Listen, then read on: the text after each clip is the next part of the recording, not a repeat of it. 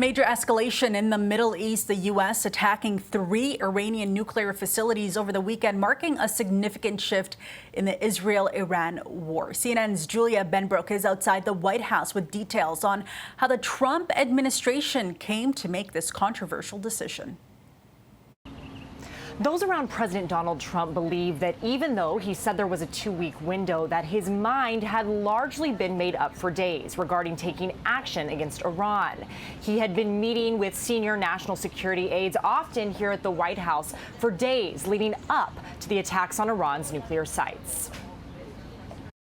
President Donald Trump announced that the United States attacked 3 key nuclear facilities in Iran. Our objective was the destruction of Iran's nuclear enrichment capacity and a stop to the nuclear threat posed by the world's #1 state sponsor of terror. During his White House address following Operation Midnight Hammer, with Vice President J.D. Vance, Secretary of State Marco Rubio, and Secretary of Defense Pete Hegseth standing behind him, Trump warned that the U.S. could launch more strikes. If peace does not come quickly, we will go after those other targets with precision, speed, and skill. While the president says Iran's key nuclear enrichment facilities have been, quote, completely and totally obliterated, a full impact assessment is still ongoing. Final battle damage will take some time, but initial battle damage assessments indicate that all 3 sites sustained extremely severe damage and destruction. Trump's senior officials have repeatedly said the mission was not about a regime change in Iran.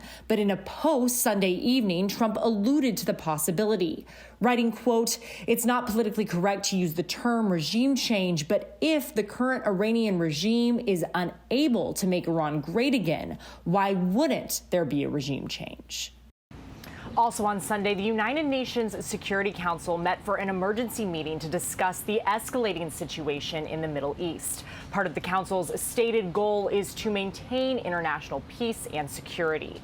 A UN source tells CNN that Iran requested that meeting. Reporting at the White House, I'm Julia Benbrook.